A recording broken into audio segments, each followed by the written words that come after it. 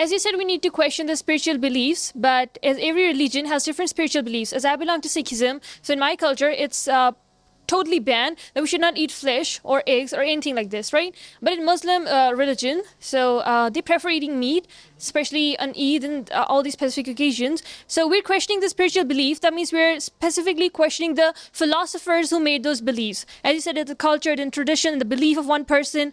So we're questioning the greatest of all philosophers. So how can we do that? We're not that educated. We're not literate as them, as the research about it, and did their whole work. So how can we question that thing? Okay, so I will be more than happy to answer this question, and I hope that since we're bringing up religion, I know this is a touchy subject, but I would also want to be very clear and direct with my answer, and I hope that no one takes offense because nothing I'm going to speak is said with intention to offend or anything. You said we are now questioning the greatest of all philosophers. Do you say that because you went through every form of, say, writing, scripture, or journal written by said person, and then came to that conclusion yourself, or were you born to a group that taught you to say that since you were born, and always say like, no, no, no, that is correct, that should not be questioned, that is the highest of highest? Which was it? That was probably this half of both of it.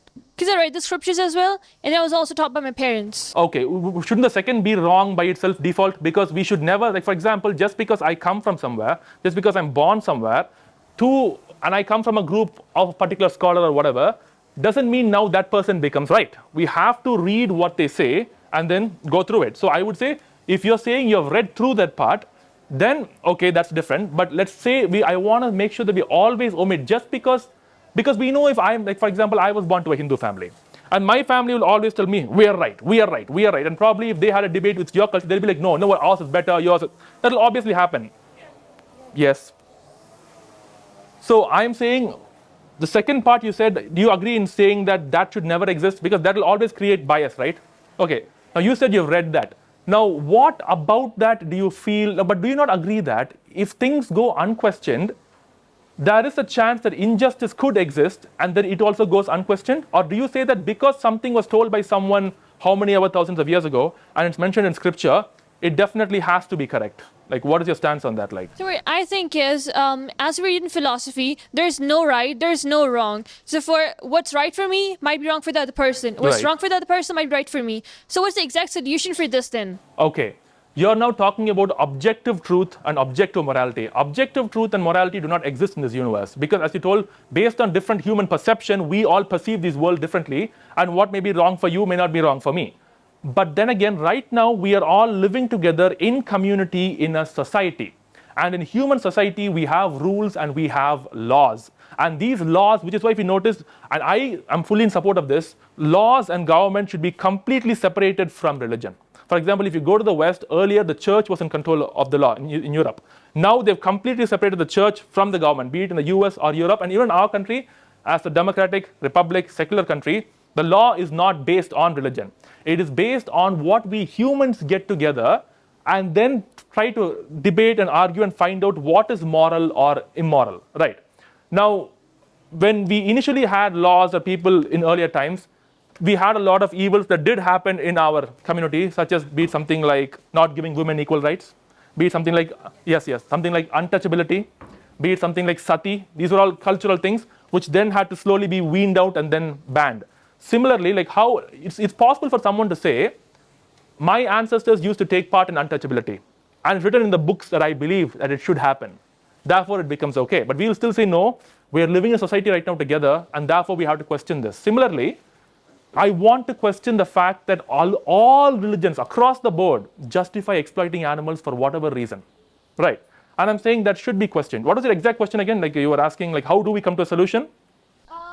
We're actually questioning the spiritual belief. So some spiritual beliefs are actually good for us, and some we are saying, as by connecting it to the exploitation of animals, that it's not good. So is that we're picking up the good ones and we are actually leaving the bad ones? Like how can we question the bad ones as well, as they are also made up by the same philosophers? Yeah, so that's what I'm saying. I'm always saying that just because someone said something does not mean we have to take that word as to be the most correct thing in the universe. But what if they have properly researched about it, they have the domain in it, so we cannot question a PhD regarding that, oh, how can you say this? Because they are already researched about it. Any PhD person would honestly be like, go ahead and question me because I can prove you wrong. If they can prove me wrong, fine by it, I'm wrong then, right? But they're not alive as of now. They're just scriptures left by them. Which is why it's all the more important to question them right now, because what if they are wrong? So you're saying, how could they be wrong? Yeah. I'm saying, what if they are wrong? What if we have been doing for thousands of years something so evil that has gone unquestioned just because, hey, we're not supposed to question it? You get my line of thinking?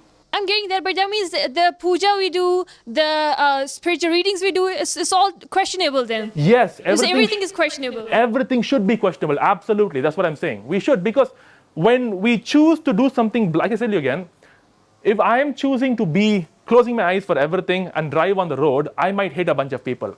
But I'm like, hey, I'm comfortable here. I've been closing my eyes for thousands of years. So, no, Arvind, wake up. You're actually hurting others. Similarly, I understand we have been doing things blindly for thousands of years. And our ancestors told us, don't question, do it. But I am coming forward and saying we should question. Every single social activist from the past also has come forward and said question. For example, slavery used to take place in North America 300, 400 years ago. You are aware of the number of people who supported slavery and slave ownership based on quoting their religion. It's in the Bible. It says I can do it. There are people who have done that, right? So do you agree that it's possible to do an injustice while quoting from a religious scripture? No, it's that we're using it for the wrong means. So then how do you find out what's right or wrong if you're not taking it? Because you told, first of all, right or wrong is based on the scripture. It's not what we perceive. What's right for me could be wrong for the other person. But what the person, this philosopher who's actually written the scriptures, how can we question that after like so much research? Is that a different thing? They're perceiving it in a different way. They has written something, but we're perceiving a different aspect out of it. That somebody is taking it in a different way. It's the same book. So we have one book, but two people, they're not reading the same book again. Right. Yeah, because they're perceiving it in a different way. So what's exactly the right and wrong here then? That's why we need a government body and we need laws to be established. Because here's the thing though, if you have a particular belief, but your belief does not, say, harm anybody, who am I to bother in that, right? Yeah. Like you said, Muslims want to pray 5 times a day. Okay? You want to pray how many times a week? Just asking. Yeah. Once a week? Yes, I know. 3 times a day. 3 times a week. Okay, that's your choice. 3 times a day. 3 times a day. Okay, Yeah. that's your choice. So no one should question that. But if your prayer or your activities now involve harming another human or animal, that's when I want to question it. Here's an example.